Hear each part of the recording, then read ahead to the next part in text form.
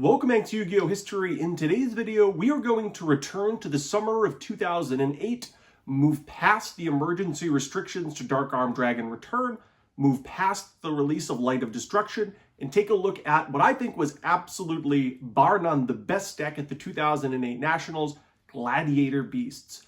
Gladiator Beasts to me is such an important deck for my own personal development as a player, because this deck was one of the first times in the history of the game where I really started to understand the fundamental rules of each particular matchup. For a lot of Yu-Gi-Oh's history in my early teens, I kind of just went with the flow. It wasn't until Gladiator Beasts that I started to realize what it actually took to win. You'll hear all throughout this deck profile, and then you would have seen in a previous match against Sean, that the Gladiator Beast mirror match has a lot of rules to it. Like, for example, if you can't deal with a Secutor, don't set Sangan. Put it in attack mode. Don't allow your opponent to test Tiger or Gladiator Beast and attack your defense position Sangan or your defense position Morphing Jar. It's a fundamental rule.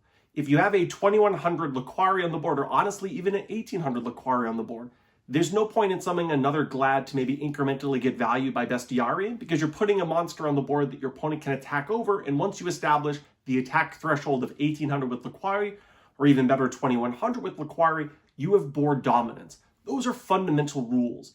Don't set a lot of back rows if you can't deal with Cold Wave, at least more often than not if you can't deal with Cold Wave. These small, game-breaking decisions that dictated the winner of each mirror match were things that, for me personally, at the age of 16, 17, when this format was actually occurring, really helped me improve as a player, really stepping back and looking at a game and trying to understand, why did I win or why did I lose? This format was really that time in Yu-Gi-Oh's history for me. This format's really an interesting one because we start in March with Dark Arm Return, a deck with 3 Dark Arm Dragons, Dimension Fusion, triple Return from the different dimension, triple Allure of Darkness, all of these incredibly powerful cards, but after restrictions to Return from the different dimension, which went from 3 to 1, Allure of Darkness, which went from 3 to 2, and then Defusion, Dimension Fusion, which went from 1 to 0, the remnants of Dark Arm Dragon Return was absolutely a powerful deck, but it was not nearly a top deck after the release of Light of Destruction. So when we talk about decks at the time, there's, of course, that remnants of Dark Arm Return. There's Judgment Dragon and Light Swords, which were provided to us in Light of Destruction. The whole set was essentially centered around the archetype. At this point in time, though, we do not yet have the TCG exclusive Charge of the Light Brigade, which wouldn't come out to the end of the year. So we're talking about a deck with Lumina and Solar Recharge, Garoth, Judgment Dragons, and all of the others. Then, of course, we have Gladiator Beasts, the deck that also really came out as a result of Light of Destruction. There were versions of Gladiator Beasts stemming back from Gladiator's Assault, ones that focused on Shadow Imprisoning Mirror and Herc, the deck that Paul Leviton used to win Shonen Jump Minneapolis in 2008. That deck was playable when Dark Arm Dragon Return was around, but it was really Gyzarus that put this deck on the map. Comboed with the release of Elemental Hero Prisma in the middle of 2008, Gladiator Beast went from a control deck based on Shadow Imprisoning Mirror to an explosive control deck that could absolutely control the board, but had the explosive combo of Test Tiger plus Prisma. And then you had, sort of off to the side, a deck that really became popular after the 2008 Nationals. There was a Monarch deck piloted by Adam Korn, which we will eventually profile, that was based around Prime Material Dragon, putting a monster on the board that's actually kind of difficult for Gladiator Beast to deal with. We'll talk more about that deck in the future, but to me, these were really the top 4 decks at the time. Gladiator Beasts, assuredly tier 1, the best deck in the room. You had Dark Arm Dragon Return, the remnants. You had Light Swords, which at this point in time wasn't all that great in my opinion. And then you had, sort of lurking behind the scenes, a Monarch deck, which would become a little bit more popular in the future. But today we're going to take a deep dive and look at Gladiator Beasts with full power. All the Bestiaries you want, newly released Gyzarus, newly released Elemental Hero Prisma, and take a look at why this deck dominated not only the 2008 National season, but really the majority of the format after the release of Gyzarus in Light of Destruction.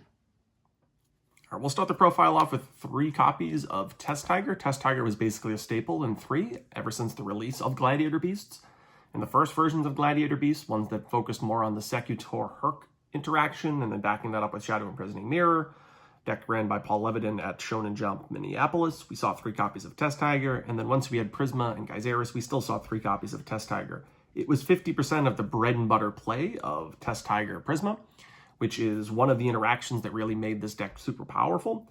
The ability to dump Bestiari and immediately go into Gyzarus, even on the first turn, made it so that the 3 Test Tigers were absolutely a card that you wanted to see early and often. The only real downfall was having only Test Tiger with no Gladiator Beasts, but that did happen. But for the most part, you wanted as many Test Tigers as possible. The flexibility of just cycling out for a destruction effect like Bestiari or Mamilio, cycling out to set up for a Secutor play, or setting up for a Geyseris play made it so that Test Tiger was just such a powerful card. And then when we talk about the side deck, there's even additional interactions there. I would like to run 2 copies of Gladiator Beast Bestiari. I think you could very easily make an argument that you could run 3, with cards like DD Crow as borderline staples, and then cards like Bottomless Trap Hole being particularly popular. You did risk the possibility of having all 3 banished. And if you banished all 3 Bestiaris, it would obviously be difficult to win, because you would no longer have access to Geyseris. So I could understand bumping this up to 3. I think you can play in such a way that if one gets banished, you become very protective of the second one and avoid that interaction, which is why I only have 2 here. It's actually an interesting thing to say because it's a bit of a preview of what Gladiator Beast looked like after Bestiari went to 1. After Bestiari went to 1, you had to be very protective of that one Bestiari. You had to, when you special summon it, ensure that you have a card like Book of Moon to make sure that it doesn't get banished. When Bestiari is obviously at 1, if it were to get banished, you'd lose access to Geyseris for the entire game. So having the 2 in the deck makes it so that you're playing a little bit of a middle ground. The first one you can use a little bit more freely. The second one you suddenly need to become very protective of. So that's why I've elected to run 2. Then we have 2 copies of Gladiator Beast Laquari. You may have seen in my previous match, I talked a lot about threshold, attack threshold. If Laquari is the only monster on your board, even if it's only at 1800, there's no Gladiator Beast that can attack over that, unless we're talking about Gladiator Beast backed up by Test Tiger into their own Laquari or Mamilio or Geyseris or some combination of cards in that manner. Just attacking over, though, there's nothing. You can crash with the Stratos, that's it. That's really important. This matchup has a lot of very particular rules when we're talking about just the Glad Mirror match, and making sure that you have attack dominance on the board is one of those. And the 1800 attack from Laquari, or even more useful, the 2100 attack when it has its effect activated, is incredibly difficult for a Gladiator Beast player to get around. They basically need access to book, enemy control, or spot removal, or their own Test Tiger. Then we have 2 copies of Darius. Some of the early versions of Gladiator Beast before Geyseris only incorporated 1 copy of Darius on the off chance that a Gladiator Beast hit the graveyard. That's not the case here. Gladiator Beast Darius is an integral part of this deck. Another card that you don't want to have banished twice. You don't really want both of these to be hit by Bottomless. 1 doesn't matter, but 2 would be frustrating. The reason it's so important is one of the most important interactions in terms of understanding this format is the interaction between Prisma and Test Tiger, the ability to immediately go into Geyseris. Well, it's the Darius that brings back the Bestiari under those conditions, that allows you then to have the 2 Gladiator Beasts necessary to go into Geyseris. In addition to that, in some of the more grindy matchups, if you have a Bestiari just in the graveyard, you're always threatening the possibility of bringing out Darius into Bestiari and going into Geyseris there, or even going into Herc if you have the ability to do so. So the double Darius is really important. The 1700 is also nothing to laugh at. The attack threshold there then would require you to get over it with Laquari, which might not always be the case. You know, if you have Darius on the board, your opponent might sit there and have to crash a Prisma, for example, to get rid of it, which is reasonable value. Then we have the 1 of Gladiator Beast. We have 1 copy of Mamilio, which can destroy face-up monsters, which is obviously very useful. We absolutely need that single copy. And then the 1 brick, using modern terminology, is Secutor. Unlike all the other Gladiator Beasts, Secutor cannot, on its own, tag out, meaning if it were to declare an attack with no other effects activated, it doesn't do anything, it just deals 400 damage. At least with Mamilio, you can attack and shuffle it back into the deck. That's not the case with Secutor, but when you combo Secutor with Test Tiger, it's really useful. And again, when I'm talking about comboing these 2 together, it's not just drawing this 1 of, it's getting any Gladiator Beast with Test Tiger and threatening the ability to summon the Secutor. Because then when Secutor attacks, you can special summon 2 Gladiator Beast from your deck, which could be Bestiaris, it could be Mamilios, obviously it can be some of the Laquaris and Darius, and as a result, you just generate tons of card advantage. You have the ability to destroy 2 back rows, a back row, and a face-up monster. You have the ability to go into Darius if you have anything in the graveyard, and go into synchro fusion monsters like Herc and Geyseris. There's just tons of card advantage that can be generated by threatening with that single Secutor. The only downside is the possibility of drawing it. And then at that point, you need really a Test Tiger to shuffle it back into the deck. Or the ability to contact. That's the other backdoor way. If you have the ability to protect this, or even just have the ability to protect a Bestiari, you could shuffle this back into the deck that way. In terms of support monsters, we have the Elemental Hero package. This package was borderline staple, if not simply just a staple. The 2 copies of Prisma and the single copy of Stratos to search out the Prismas, and also destroy back rows along the way. It wasn't always the case that you'd see the Stratos, but I think people realized pretty quick the 1800 attack on Stratos is totally reasonable in the early stages of a Gladiator Beast mirror match. And it does occasionally come up when you destroy back rows with it because you have double Elemental Hero Prisma in your deck, so absolutely reasonable to include E-Hero Stratos. In the aftermath of the deck profile, I'll just talk about this bread and butter interaction between Test Tiger and Prisma if you're unfamiliar with it. And then we have a couple hand traps. This is one of the earliest hand traps that the game ever had, DD Crow, and it was a particularly useful one because it in and of itself could stop the Test Tiger Prisma interaction. It was really one of the only ways in all of Yu-Gi-Oh! At the time to do so. It also had reasonable interactions against other matchups like the Dark Arm Dragon and Lightsworn matchup. So it had some flexibility outside of that. It was also a crush card target, which we'll talk about in a little bit. Beyond that, if your opponent cold waves you, your only hope of stopping Prisma Test Tiger is DD Crow. So some people had 2, in even some cases 3 copies of DD Crow in their deck. And then we have 1 copy of Sang, the only monster in the deck that in and of itself is not a Gladiator Beast or a hand trap or sort of an engine card like Test Tiger and Stratos. But what Sang allowed you to do obviously is search one of these pieces, which is really useful. It can also search a Test Tiger. So the ability to search DD Crow and Test Tiger is obviously really useful. One of the threats, one of the risks in running monsters that are not Gladiator Beasts is a card like Sang, and you obviously will set or summon. 1,000 attack, 600 defense is not a particularly useful threshold, particularly that attack threat. If you just summon this into attack mode, most of the Gladiator Beasts your opponent can summon can just attack over it. That's a concern, and you almost never want to set it. If you were to set this, you're risking your opponent going Test Tiger, Secutor, attack into it and face down. Yeah, they would take a couple 100 points of damage, but now they get a Secutor effect, which is game-breaking. So the reason why I think Sang, even with all that taken into consideration, is so useful is if it goes off, your opponent might get a little bit of incremental value out of their Glad, but assuming you didn't set any back rows in their pop or have any more monsters, you're going to search a Test Tiger or DD Crow, which I think is going to put you into a reasonable position. It's also a crush card target, the best crush card target of all time, quite frankly. So even though it in and of itself is a little bit of a risk, you leave yourself vulnerable to being attacked over by a Gladiator Beast, the ability to then generate card advantage or search a card that would maybe in the future generate card advantage or protect you, I think warrants that single spot. I will point out that if you go back and look at a lot of decks from this time period, there were other monsters that were super popular. Both Spirit Reaper and Morphing Jar were incredibly popular inclusions in these decks. I elected not to include them in my deck because, a card like Spirit Reaper is a complete brick against Gladiator Beasts. You never want this in attack or defense mode. Your opponent can attack it freely. They can Secutor it freely. Same problem as Sangan, but much, much worse. It's not like when Spirit Reaper dies, you're searching a DD Crow to protect yourself in the future or a Test Tiger to break your opponent's board. No, it just sits there and stalls out, which against Gladiator Beasts is not something you want to do. And I think Morphing Jar has a little bit of the same issue in the sense that if you set it, your opponent can Secutor it freely. You never really want to do that. Obviously, you're not summoning this into attack mode. So as a result, I've decided to cut both of these because I don't want defense position monsters for my opponent to Secutor. Sangan's different. I can just summon in attack mode, not really worry about Secutor. In terms of the spell lineup, I've elected to run 2 copies of Book of Moon. The goal of the spell cards in this deck are going to be a couple different things. One is to incorporate cards that I can reasonably set and protect myself against Gladiator Beast attacks if I have a Gladiator Beast on the board myself. Now, I don't really just want to set Book of Moon to stop the damage off a Gladiator Beast. What I want to do is have this with, let's say, a Bestiari that I just summoned or a Darius, where I have a reasonable attack threshold established at either 15 or 17, but my opponent could just summon Laquari and attack over, and I want to have a card like Book of Moon to flip it face down. I also want to have Book of Moon because if my opponent has Laquari on the board, I can book it and then attack it right there. I can also Book of Moon a monster into defense position to attack it with Secutor, which is incredible.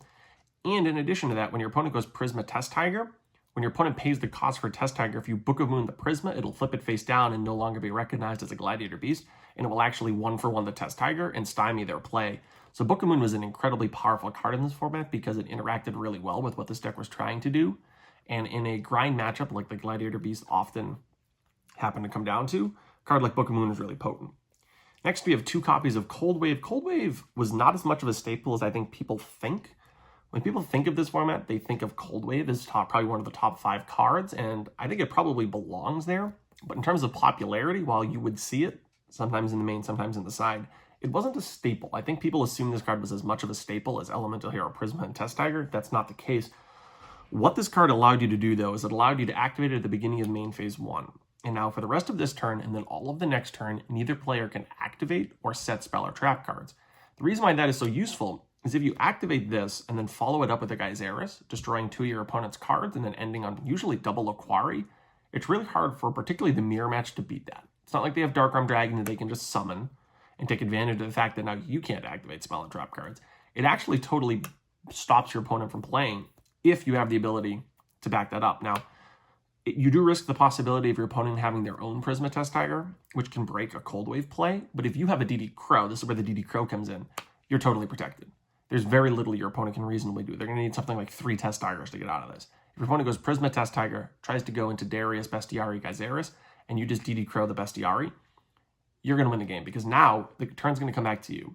You probably destroyed all of their back rows that previous turn with Gyzarus. That's the most common target for Gyzarus under Cold Wave. And now you have a whole turn with your opponent having no spell or trap cards. At that point, you could probably go into Herc. You can probably generate card advantage in other ways. You can maybe go into another Gyzarus. And you probably just win the game. So although Cold Wave itself doesn't destroy anything, it's a -1 just by virtue of what it does. It really, in the long run, generates a ton of card advantage because it locks out the back rows, allows you to kill them with Gyzarus or Bestiari, makes your opponent essentially waste their next turn, and then ultimately you end up winning. It's also really good against spell trap-heavy decks like Dark Arm Dragon Return. Imagine your opponent has a handful of D-draws and Allure of Darknesses, and you just activate Cold Wave. Now your opponent's locked out for a whole turn. You can set up and maybe win the game because of it. Then we just have some of the generic spell and trap card removal that was basically staple. Typhoon and Heavy Storm. We have the 2 Searcher cards. So this is interesting. A lot of people ran double Reinforcements of the Army. If you were to go back to actually play this format, because Prisma and Stratos are the only 2 targets in your main and side deck, if you actually wanted to run 2 copies of a Searcher, you should split it up 1-to-1. It's highly, highly, highly unlikely that you're going to play against someone who Mind Crushes Reinforcements of the Army and hits you for both, but it's not 0. I actually run Mind Crush in my deck and Trap Death Shoot. If I Trap Death Shoot you and your hand is Glad, 5 spell and trap cards, but 2 of them are Rhodas, I'm going to Mind Crush the double Rhoda, and you're going to have to discard 2 cards off 1 Mind Crush, which is obviously not something you want. Mind Crush typically does 1-for-1s with a known card. You never want it to go 2-for-1 because you just happen to have 2 copies of the same card. If you run the E-Hero call, the emergency call, Reinforcements of the Army split, on the off chance the opponent actually has that Mind Crush Trap Death Shoot situation, you at least hedge a little bit and make it so that you'll have 1 copy no matter what. So it might seem weird to have an E-emergency call in this deck, but it's actually logical to just split this up 1-for-1. The only downfall is your opponent will know you're not running any more warriors, but there's no warrior that this deck would be running. It's not like you're running Exiled Force in this deck. So having the 1-for-1 split is the proper thing to do because it does appropriately play around Mind Crush. Then we have an enemy controller, obviously good in the mirror match because you can take Gladiator Beast, then it also functions a little bit like Book of Moon, putting monster to defense mode when you need it.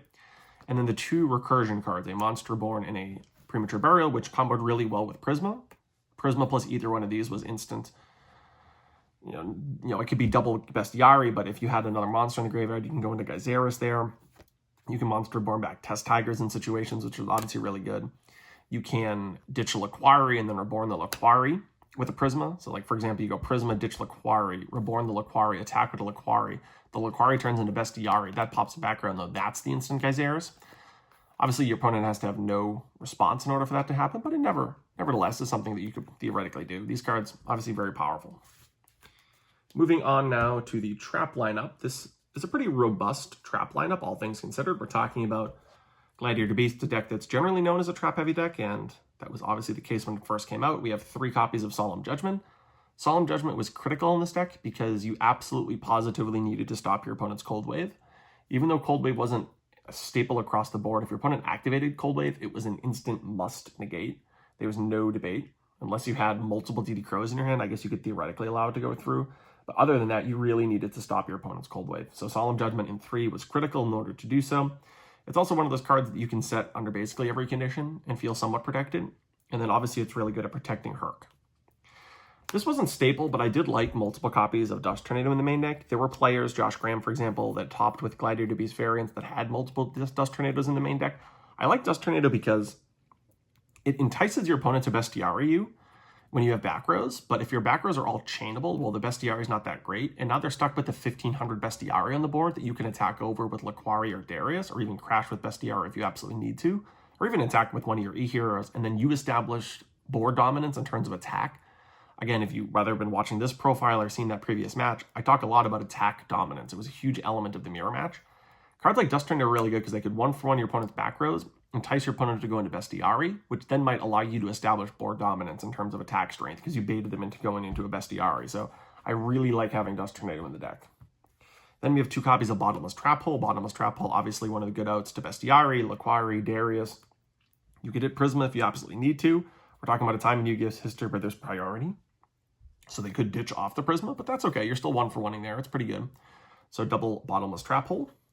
Then we had some 1-ofs. This card really was a staple. This might seem a little bit out of place because this deck doesn't have the obvious discard outlets, but a single copy of Wing Blast really was borderline staple in versions of Gladiator Beasts.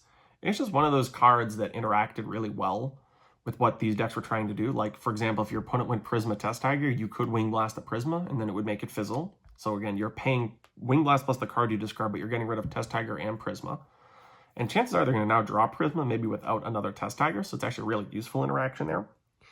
You can hit a back row that you need to hit. If your opponent's running a nuisance card like Prime Material Tracking, which we'll talk about, you could theoretically hit that. So it fit a good position where it can stop attacks when you need it. It can protect your Gladiator Beast when you need it. It can interact well with Prisma Test Tiger. Yeah, you're discarding a card as the cost, and this deck doesn't have Thunder Dragon or Sinister Serpent or Destiny Heroes to generate advantage when they're discarded, but because it was chainable, which is a big theme of the traps in this deck, a lot of people elected to run at least 1 copy of Wing Blast. Then we have Torrential. Torrential is just a really good card. Assuming your opponent's not cold waving you, Torrential is going to stop anything your opponent tries to do with their Glads. And then we have the hand disruption cards. The 2 that were basically staples is Crush Card if you could afford it. It wasn't a prize card at the time, but it's still a few $100s. And there's some debate. You only technically have 3 main deck targets. There is some debate as to whether or not you should actually run it, but if you could afford it, you ran Crush Card Virus. This deck has a lot of hits. You have obviously the Prisma, Stratos, Laquari, Darius, and all the Bestiarii. So a lot of the monsters in this deck were hit by Crush Card Virus, so it really warranted that space because of it. Dust Shoot was really, at this point, a staple. Dust Shoot was one of the most powerful cards in this format because if your opponent played Cold Wave and you didn't have Judgment, you could actually chain Dust Shoot. And chances are, if your opponent has a reasonable hand, they were trying to go Prisma Test Tiger, well, all you have to do is take their Prisma and leave them with the dead Test Tiger, or take their Test Tiger and leave them with the dead Prisma. Now, they may have just wasted their Cold Wave without the ability to destroy your back rows. So not only did you rip the best card out of your hand, you kind of invalidated their Cold Wave activation. So Trap Dust Shoot, really one of the best cards in the format, a card that I would recommend if you went back to play this format setting until those times. And then it wasn't a staple, but some people did use it. I like having the Mind Crush because if you're willing to blindly call off of Mind Crush, it can sort of work as a second copy of Trap Dust Shoot. When your opponent activates Cold Wave or Heavy, you could flip this up, call Test Tiger or Prisma, depending on the course of the game, and then potentially stop them from comboing out on that pivotal turn. So I really liked the Mind Crush as well. But that is my trap lineup. Let's talk a little bit about the extra deck before we talk about the side deck. So the ones that you absolutely have to run, you need to run 3 copies of Gyzarus. It wasn't a particularly expensive card, so getting access to Gyzarus wasn't that bad. Gyzarus is a contact fusion, meaning you do not need polymerization between Bestiari and then any Gladiator Beast. The release of this card in Light of Destruction is really what put Gladiator Beasts over the top. It was a competitive deck before then, but this is the card that really put it over the top. The one that was expensive was Herc. I only have 2 copies of Herc. Quite frankly, most of the players in the top cut of events during this time period probably only had 1 or 2 copies. This card was really expensive. At least at the time, it was really expensive. So I have 2 here. Theoretically, yeah, I can imagine maybe 1 out of every 800, 900 games, you might actually go into 3. But that's just so infrequent. I can totally understand you looking at the price tag at the time and saying, okay, I can afford 1, maybe I'll afford 2. No way I'm going to actually ever go into 3. I could totally understand that, particularly with Gyzarus as an option. So I have 2 here. This version of Gladiator Beast absolutely could utilize Herc. It wasn't the total emphasis like earlier versions of Gladiator Beast before Gyzarus, but it was absolutely still a win condition. The 3,000 attack, that's obviously the threshold for attack across the board in the whole deck. Your opponent really needs something like Test Tiger Vermilio, but you're still running triple Solemn Judgment to protect. So yes, there are ways of outing this, but there are not a ton of ways of outing it. And if you're running this deck against something like Dark Arm Dragon, that deck has really just one out, Dark Arm Dragon. And if you can stop that with your plethora of trap cards or cards out of the side deck, you're going to win. So double Herc. There are actually more. You might think, okay, those are the Gladiator Beasts. We're done. But no, there are actually not only just more important ones. Sandwich. Pivotal, absolute staple. Why?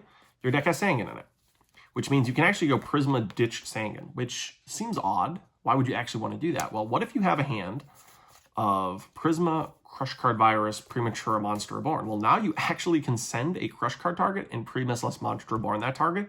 And now not only are you Crush Card Sangan, you're getting that Sangan search. And if Prisma stays on the board, you can just search Test Tiger.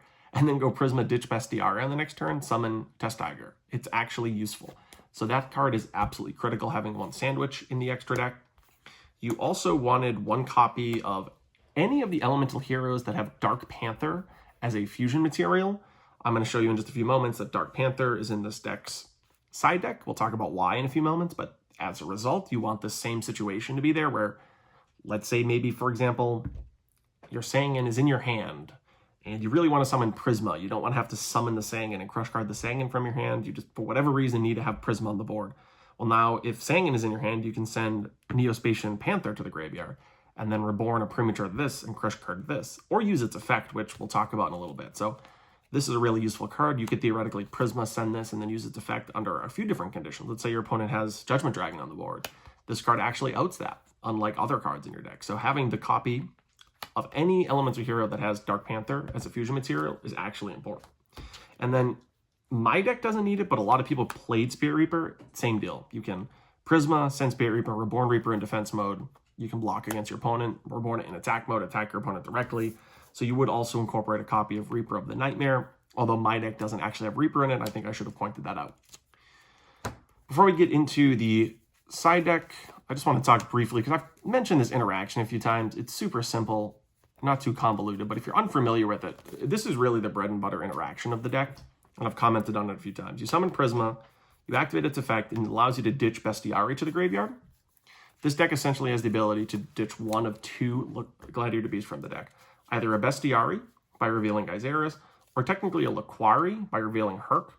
You would, let's say you're not comboing your opponent, do this to put a Gladiator Beast in the graveyard so that later in the game you can Darius it back. But nevertheless, let's go back to just the basic one that we're talking about now. So you reveal Gyzarus and you ditch Bestiary. Then you special summon a Test Tiger from your hand. You can do that because now this Prisma has the name of Bestiary. You can then activate the Test Tiger's effect, send it to the graveyard to shuffle back the Prisma, and then special summon out a Darius. Darius effect activates because it was summoned by the effect of Test Tiger, and it can then special summon the Bestiary. And then these two cards can go back, contacting into Gyzarus, destroying two cards on the field. If you back that up with Cold Wave, that interaction would then allow you to destroy probably two back rows, hit for 24. And then usually you went into Laquari from this point, and have two monsters with 2100 thresholds. And if your opponent doesn't have their own Prisma Test Tiger play, the attack strength of both of these monsters is too high for your opponent to deal with. You probably destroyed all their back rows. Let's say you actually activated Cold Wave that previous turn. And now when these attack, they can tag back out into Bestiary again. And now you can contact again and maybe destroy anything that your opponent would have played. Chances are their board's going to be pretty barren because you destroyed most of it that previous turn. So you might sometimes just leave the two 1800 or 2100s, quite frankly. But you see all the options that you have just from that Prisma Test Tiger play. In terms of the side deck, there were obviously a few matchups to worry about, but not as many as other formats. We had the mirror match. Absolutely, you would expect to play at least 50% mirror matches, if not more. I think this was by far the best deck at the time, so the mirror match. You had the first iteration of Lightsworn, so we're talking pre-charge of the Light Brigade. So I don't think the deck was great, but it was definitely a deck, a few copies top tier there. We had the remnants of Dark-Armed Dragon Return. Again, this is the same format that started with 3 returns, Dimension Fusion, Dark-Armed Dragon, all of those crazy cards, the emergency bans in the middle of the format. Severely limited the power of Dark-Armed Dragon Return, but it was still a deck. I actually ran this deck at Nationals, unfortunately. A few people still did. A few people still topped. I don't think it was a great deck, but it was there. The last deck that I think is worth commenting on is a Prime Material Monarch deck that Adam Corrin used to top Nationals this year. We're going to profile this in the future. It's a really fascinating deck that tried to counteract what Gladiator Beasts were doing with cards like Prime Material Dragon. But these were really the big top decks at the time. Mirror, Lightsworn, Dark-Armed Return, and then potentially this cool Monarch deck that got a little bit more popular after Nationals. In order to counteract this, the first package that we're going to have is technically 3 copies of Rescue Cat. I have 1 here, but 3 copies of Rescue Cat, and then usually 2 copies of Dark Panther. The reason why you would incorporate this in your side deck is in the mirror match, it gives you incredible flexibility. Before Gyzarus and all of those Gladiator Beasts were printed in the first place, Paul Levitin won a Shonen Jump, shown at Minneapolis with Rescue Cat in the main deck, because what allowed him to do is it allowed him to ditch the Rescue Cat and just summon double Test Tiger. That was it. That was the interaction. Just get double Test Tiger. And then if you had 1 Gladiator Beast on the board, there's obviously a lot of advantage that you can do. You can send that first Glad back to go into Myrmilio, pop maybe their only monster, and use the second one to go into Secutor and immediately Herc. But what happens in the mirror match is if your opponent has a Gladiator Beast on their field, it allows you to use the Rescue Cat, get out a Test Tiger, but then also get out a Dark Panther. The Dark Panther then can activate its effect and copy the effect in the name of the Gladiator Beast on your opponent's side of the board. Now, all of a sudden, you have Test Tiger plus Glad. You can then shuffle the Panther back into the deck, send the Test Tiger to the graveyard, and now you can summon any Gladiator Beast from your deck that has its effect. Like, let's say, for example, Myrmilio. Effect destroys the Gladiator Beast on your opponent's side of the field, Myrmilio attacks, and now all of a sudden you get out your own Laquari and establish board dominance. In the side deck, just one single copy of Rescue Cat. Now, you would actually run the full 3. It was not limited at the time. You would run all 3 copies. The 3 copies of Rescue Cat enabled you to still generate tons of card advantage using the Gladiator Beast engine because your opponent very often is going to have a Gladiator Beast on their side of the field. And you also, even if, let's say you just don't have a Gladiator Beast on your opponent's side of the field, or they don't, you can just go into double Test Tiger. It's totally reasonable to go into double Test Tiger. And again, it's not like you're risking the second effect of Rescue Cat to go off or they die in phase. You're bringing these monsters out and immediately either sending them to the grave for Test Tiger's effect or shuffling them back into the deck with Dark Panther. So this package was incredibly potent, incredibly powerful. One of the most fascinating things about this, and it's not something that dawned on me back in 2008, it's something that dawned on me more recently, is that when you have this package, you can actually side out the Prisma engine a little bit. Not that a lot of players did this, but you can actually side out the Prisma engine and focus on the Rescue Cat engine, and then it will make your opponent's DD Crows way less useful. Yeah, you're going to go into Darius every now and then, but if you're not going into Prisma Test Tiger all the time, your opponent's DD Crows become really bad. This engine replaced that Prisma engine really well and still gave your deck a lot of explosive flexibility. So this engine, absolutely critical. You'd run 3 copies of Rescue Cat and then 2 copies of Panther. Then some more mirror match cards. We have a Brain Control and a Mind Control, kind of for obvious reasons, but it allows you to take your opponent's Glads and then immediately contact, so you can actually get them off the board immediately. And then some floodgates for some of these matchups. For the Lightsworn matchup, we have for the Dark Arm matchup, we have double Shadow Imprisoning Mirror. For the Lightsworn matchup, we have double Light Imprisoning Mirror. For the Monarch deck, we have double Mask of Restrict. You have to consider that this card is going to stop your Test Tiger, but if you're stopping out their normal summon of Monarchs, you're probably going to win anyway. 1 single copy of Dust Tornado, just because I mentioned I really like having multiple copies of Dust Tornado in the mirror match.